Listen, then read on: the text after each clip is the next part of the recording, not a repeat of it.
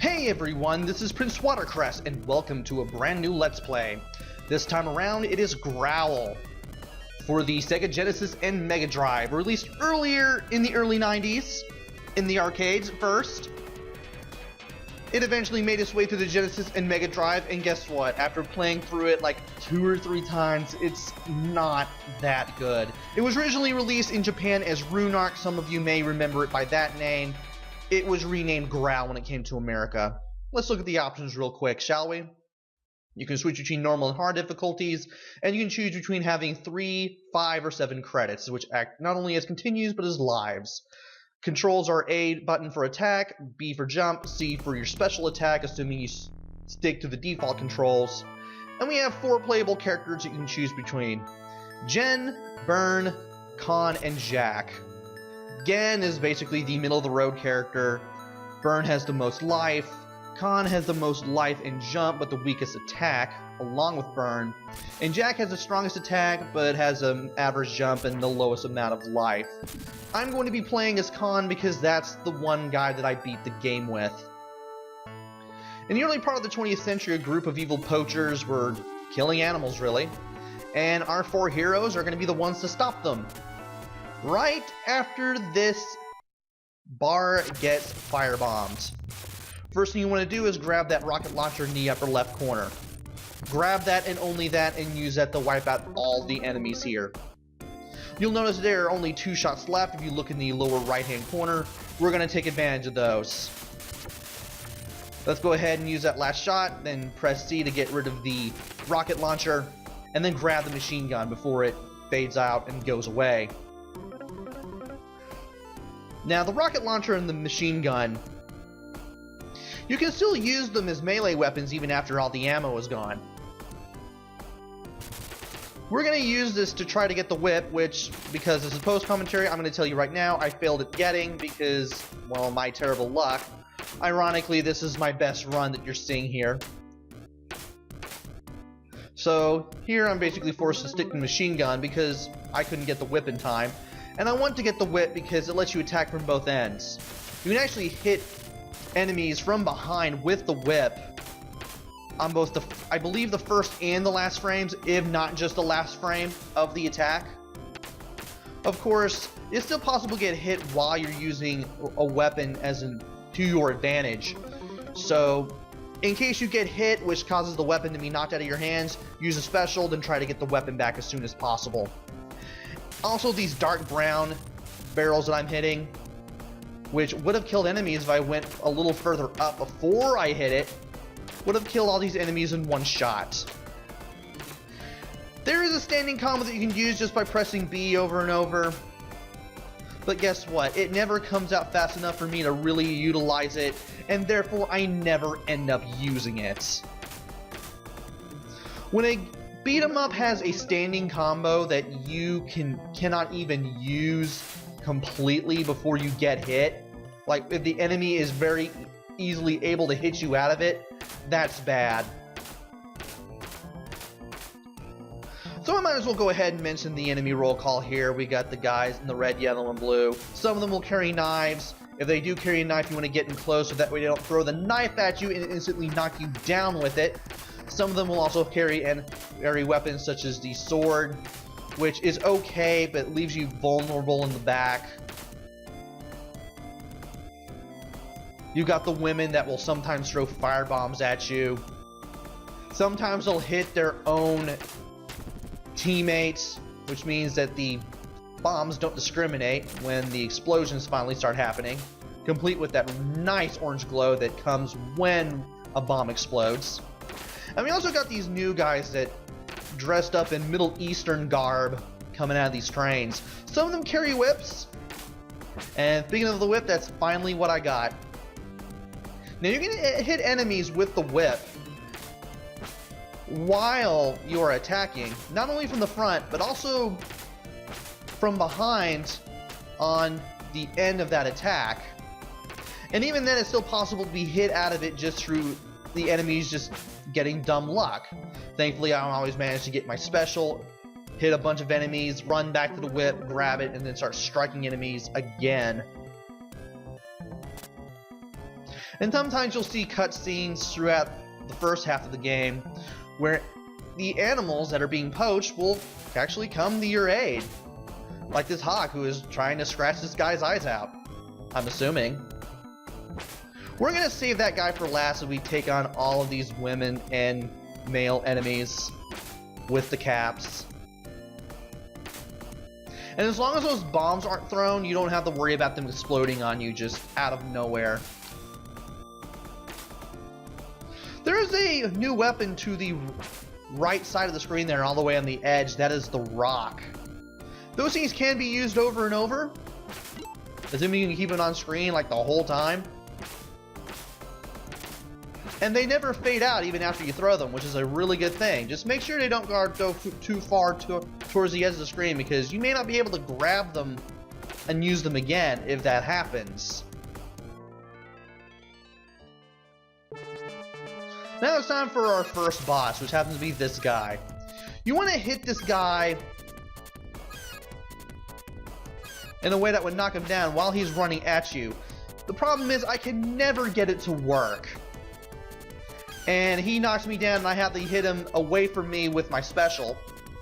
The special does use a little bit of your energy, but thankfully, because I'm playing as Khan here, who has like the highest amount of health out of all the 4 playable characters, it's not really that bad, and I can do a really good job at surviving even on normal level.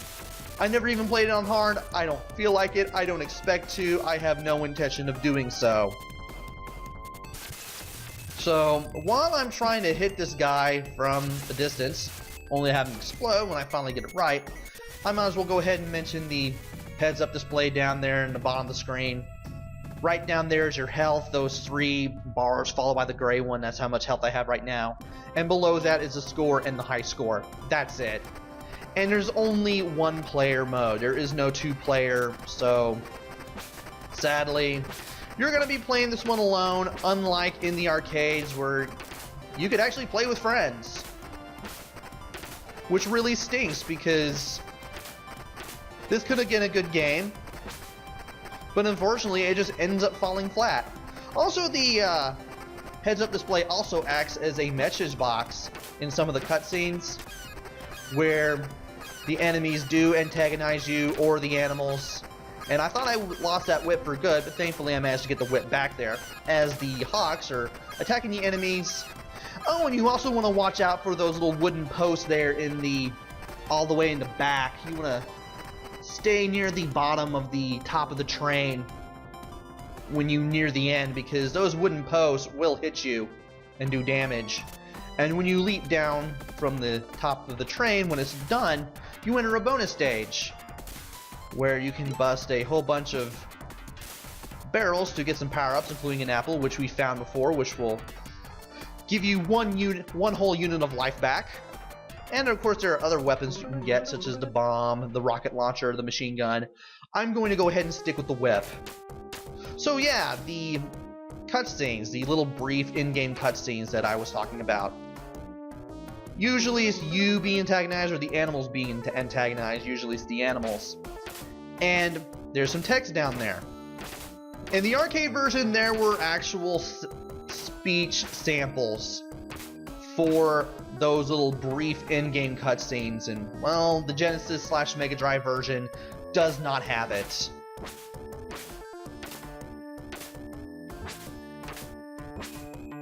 So after beating up a whole bunch of male enemies, we get to beat up a whole bunch of the women too. The recolors aren't that good compared to the arcade version. As a matter of fact, the women are in red, blue, and yellow, just like the normal male enemies. And for some reason it reminds me of Kylie Minogue's Hand on Your Heart video.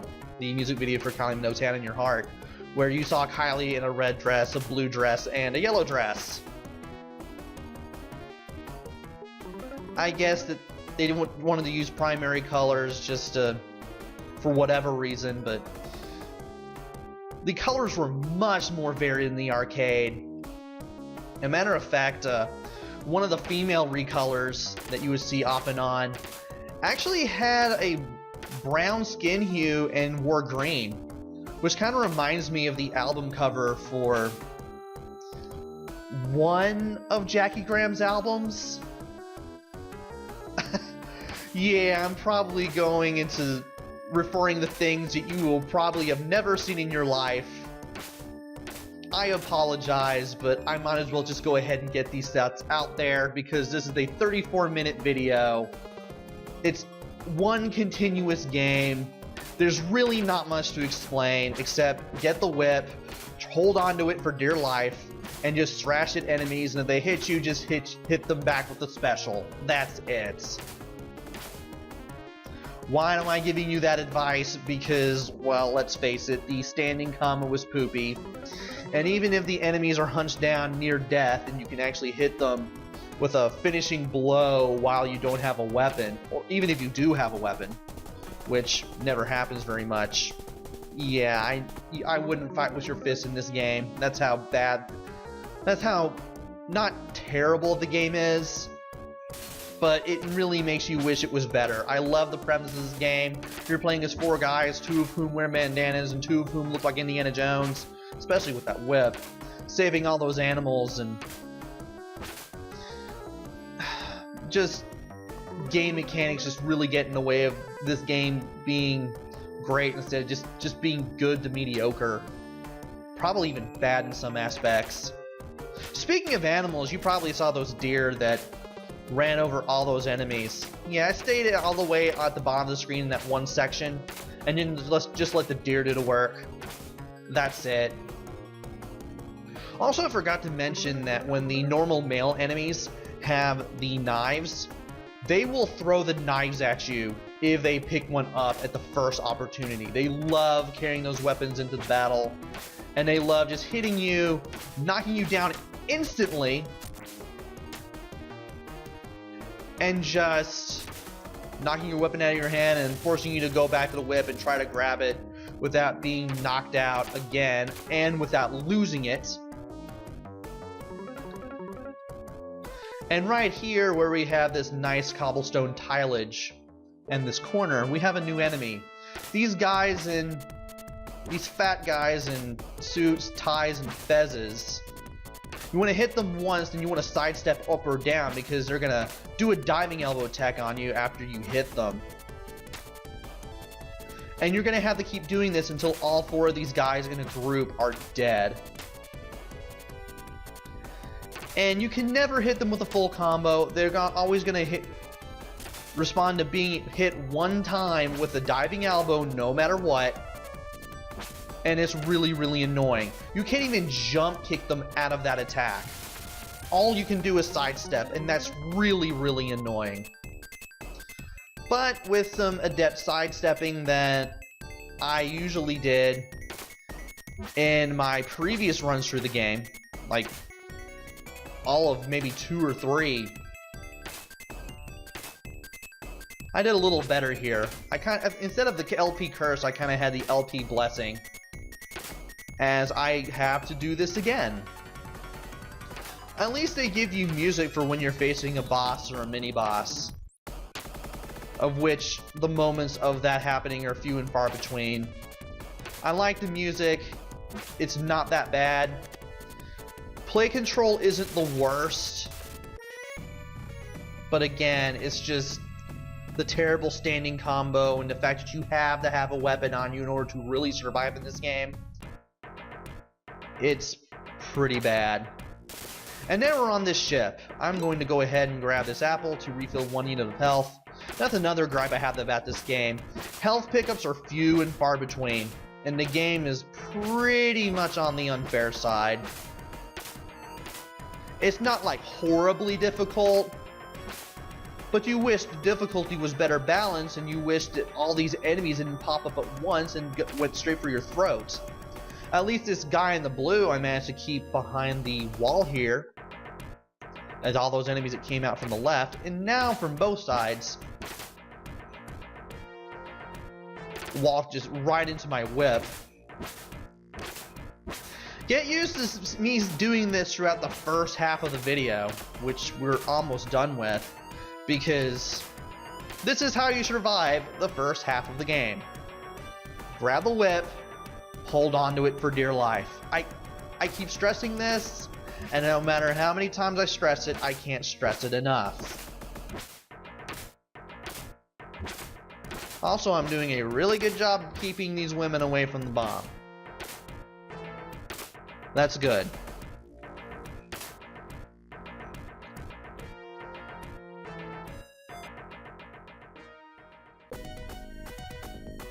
And now we got this guy. We have to hit him, go all the way to the other side of the screen, and then try to hit him with the whip again. Of course, when you hit him the first time and you don't knock him down, he's still going to keep going after you. And he will hit you. And it's annoying. Mini bosses are Ninja Turtles to the arcade game levels of cheap. But he doesn't take long for him to go down. And then he asks you to spare his life. This is where you keep hitting the attack button, where you hit him when he says, "Spare me and I'll give you anything you want." Don't spare him because he'll just try to kill you again. Anyway, after beating that guy with the bag on his head, we free these elephants, and one of them will eventually follow us around. Right now. That's a good thing because, well, let's face it, the elephant here is a huge help. If the elephant runs to an enemy, they're dead. Chunks of flesh and legs just immediately explode into like chunks of flesh and legs. This was also in the arcade version too, and it was actually pretty bloody, I think, in the arcade version. There is a I can't remember what the name of the compilation was, but it's on PlayStation 2, and it does have this game along with a bunch of other Taito arcade classics. And the chunks of flesh and legs that come from either an explosion hitting an enemy or the elephant hitting an enemy, those things are taken out of that PS2 port. Also, I should have stayed underneath that awning, because these explosions keep hitting me. I try to grab the whip, I can't do it. And every time I do grab the whip, I get hit again, and it gets knocked out of my hands. And this happens 4 times out of the 5 explosions. Actually 6. I completely lost count of how many explosions there were. So yeah, once you make it to that awning, you definitely want to stand under it the entire time. And now this guy in Middle Eastern garb is going to say, "Hey, I got you now." But the mother elephant shows up, rams a tank, renders it inoperable, and then all these guys are forced to come out of the tank and come after you. And I believe there's like 8 or 9 enemies in the tank in all, and they come at you all at once. They're all either the female enemies or the enemies in the Middle Eastern garb.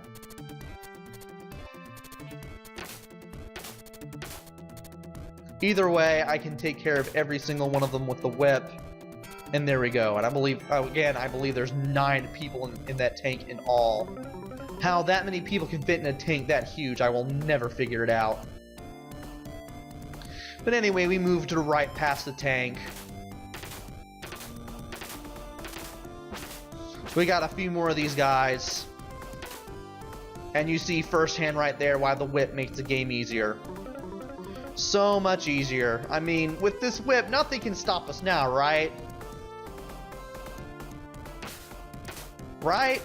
Well, hopefully we can keep the whip in our possession as long as possible. Also, I managed to stomp that guy because I lost a whip and he happened to be near me, that one guy. Now all these people, all these female enemies are coming out from the left side. I kind of do my best at crowd control here as well. And they now go down.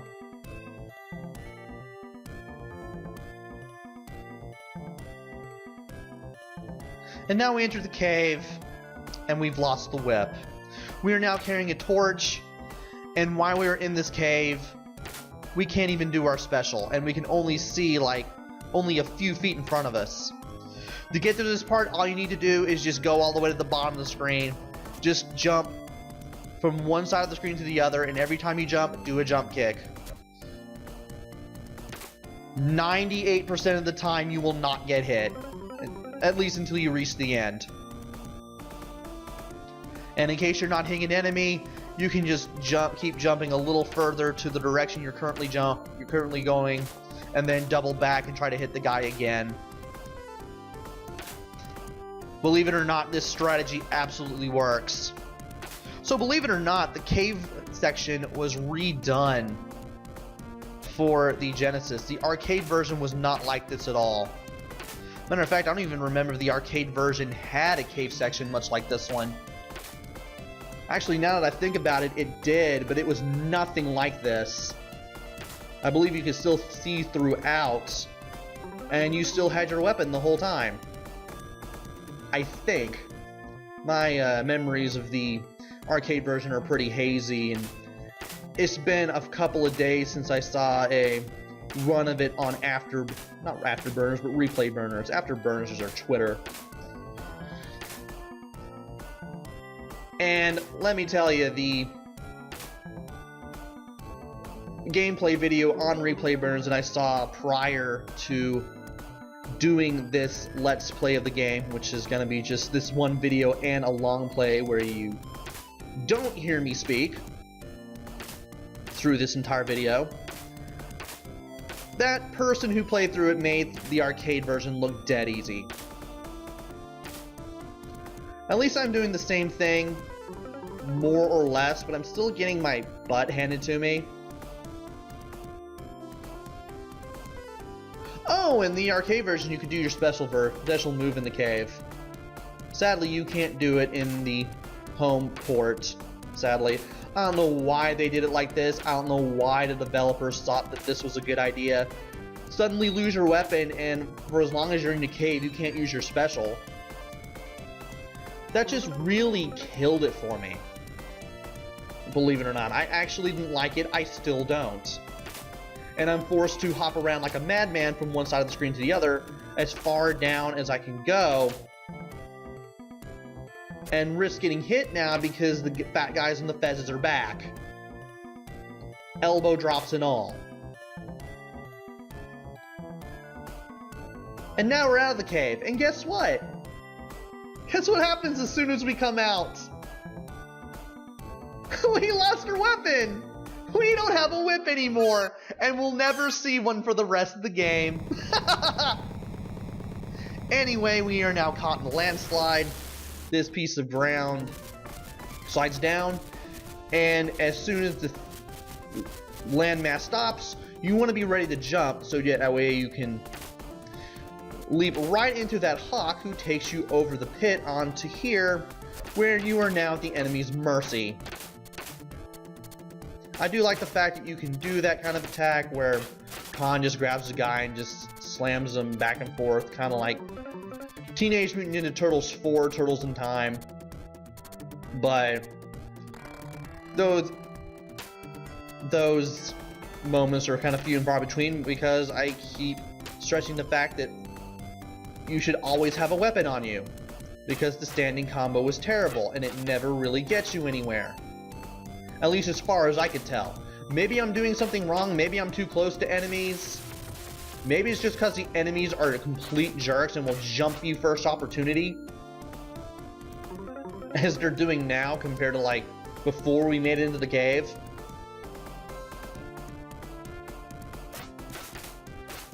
But I could never really utilize the standing combo. I just never could.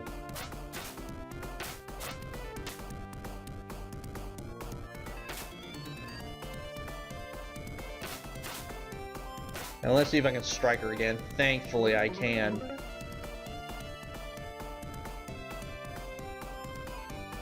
Now we're nearing a building.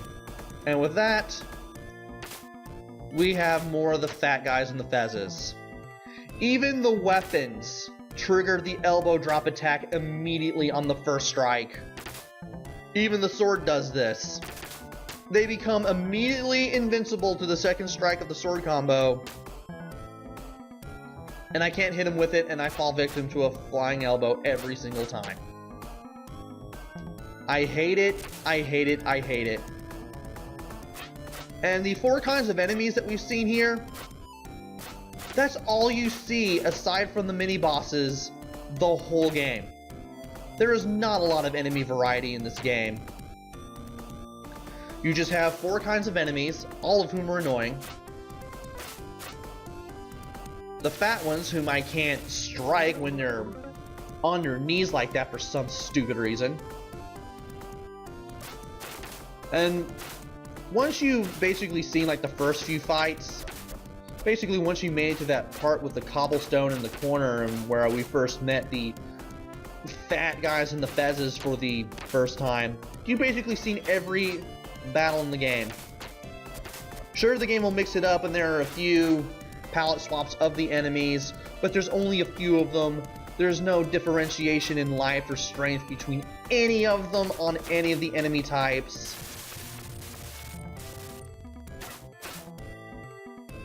And it just makes me want to look at this game and realize, you know what, there are better beat-em-up games that are worth my time. I've seen even worse. I mean, I could be playing Streets Race 2 on the Master System. Or Game Gear. I've heard that one's pretty bad. I have yet to play it for myself, but... oh boy, from what I've heard, it's pretty bad. And these guys are still outright destroying me. At least a jump kick took that guy down. Still knocked him out. Oh, and if you're carrying a weapon and you do a jump attack, you don't get to do the jump kick. You just do the same attack that you would do with the weapon while you're standing on the ground. That's it. And then we have another guy in a bag, with the bag on his head. And I try to use the rocks to my advantage. I can't really do it, because the guy just comes out too fast, and he's always able to hit me no matter what. You can never hit a mini-boss or a boss out of a run in this game, out of a running animation, because more often than not, the boss slash mini-boss is going to win. And now we have an apple to give us our health back. And now we have 3 of these helmeted guys who will rush at us. At least I had the rocket launcher. So the explosions here will do us some good, but I'm out of ammo. And I can't swing the rocket launcher in time, which is really stupid. Also, above the score, if you have a weapon that shoots ammunition, that requires ammunition, like the rocket launcher or the machine gun, you'll see the ammo there in that corner. I just realized I mentioned that at the beginning, but I might as well mention it just to give you guys a refresher. And when you reach these steel doors, you basically reach the end of the game. This is the last part of the game. This guy with the mask and the top hat and the claws is very, very annoying. I can never hit him when he rushes towards me. I'm guessing you're expected to, but I can never hit him. And I always end up losing all my health to this guy no matter what. And sometimes I'll still shoot projectiles out of those claws too. From what I could gather, you're supposed to throw the rock at him and then move a little bit downwards, so that way when he shoots those bullets, they don't hit you. But I can never ever get a strategy going on this guy. I just can't. I'm forced to use my special the entire time, and this is where I die. That's where you get your continue timer. That's where you see how many credits you have left. And now this guy is, whenever he gets hit now, he's now on one knee and breathing heavily. That's when you know you've got him on the ropes. Just try to survive as well as you can. Try to hit him when he rolls towards you after that jump, and you'll eventually take him down. Thankfully, I managed to grab a rock and automatically throw it on my way back to the left side of the screen. We've finally beaten this guy and freed the animals. This guy has a second form. Were you expecting aliens? Because, well, when I first saw a complete playthrough of this game, I did not expect aliens. This is the final boss controlling the evil hunters. This guy will jump all over the screen. Almost said room there. Thankfully I caught myself there. And after 5 leaps, he will stand in place, and you want to either hit him with a jump kick or hit him with a rock. He will either shoot a green fireball that will act like an explosion that can do quite a bit of damage, or he'll roll towards you. Either way, when you hit him with a rock or a jump kick, you want to get away as much as possible. I forgot to mention how slowly the characters in this game move, and getting out of the way of enemies, especially mid-bosses and bosses, and even this guy, can be a bit of a pain. But thankfully, this guy is ironically the easiest final boss of the entire game. Or easiest boss anywhere in the game. Well, there's only one final boss. Well, 2 if you count the guy in the hat. And this is pretty much all he does. Just leap around the room, take 5 leaps. You just have to picture where he goes. Hit him with a rock or a jump kick as soon as you're able to. Just get in front of him and hit him with one of the 2 aforementioned attacks. And he'll eventually just go down. He doesn't change his attack pattern at all. He doesn't steer away from this attack pattern in any way whatsoever. He just keeps doing this until he dies. At least the explosive fireball has limited range, as does that roll attack that he can do.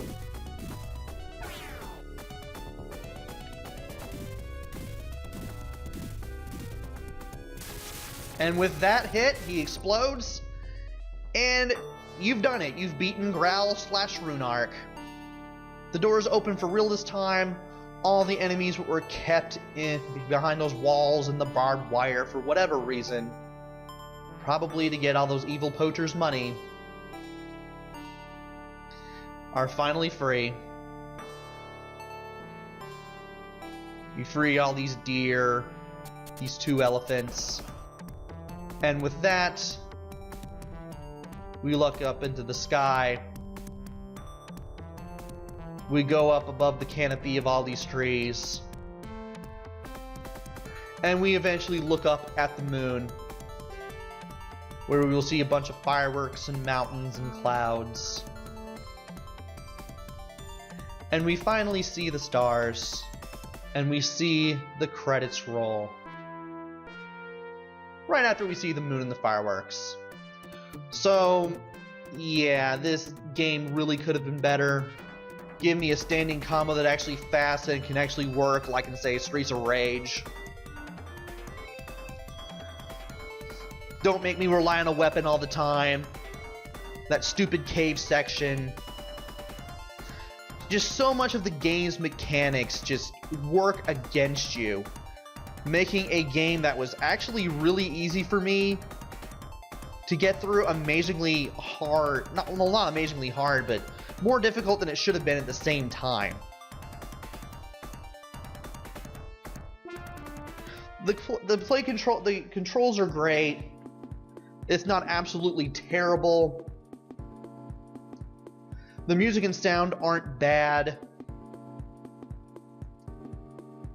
It's just the play mechanics, just the game itself, just ends up being memorable for not the best reasons. And there are some interesting moments, such as the elephants helping you out and the hawks attacking all the enemies, but those moments really are few and far between. And the game just never really gets super interesting. The game wasn't terrible, but there's really no reason for me to go back once I've beaten the game, especially since there's no 2-player mode. There is a hard difficulty, but again, I have no intention of playing it, nor will I ever do it. So, it's a okay game, but it kind of slides towards being not a good game than being a good game. Kind of like Happily Ever After prototype for the NES. I really wish I could have enjoyed it more, but just the game mechanics, the controls, the way you have to rely on a weapon, all that sort of stuff that I mentioned earlier, it just gets in the way of keeping the game from being good. Instead, it's just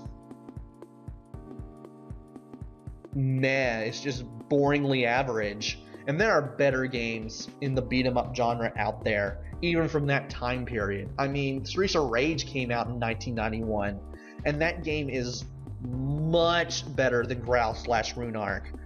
Again, I like the premise of early 20th century guys in what looks like Africa, two guys dressed in like Indiana Jones, two other guys kind of dressed similarly with bandanas, fighting off a whole bunch of shifty people, saving animals. I like the premise, but the game, the whole presentation and how it was delivered just kind of ruined it. And that's not necessarily a good thing. I mean, it's an okay game to have in your collection. I'm pretty sure it doesn't cost much, but it's just not that interesting to play. It really isn't. And that's it for Let's Play Growl. I hope you enjoyed that more than I enjoyed playing through this. Hopefully I'll come back with another game. Maybe it'll be good, maybe it'll be bad, maybe it'll be mediocre, who knows. I just know it won't be Growl. Until then, this is PrinceWatercress. Take care, stay safe, thanks for watching, and see you guys later!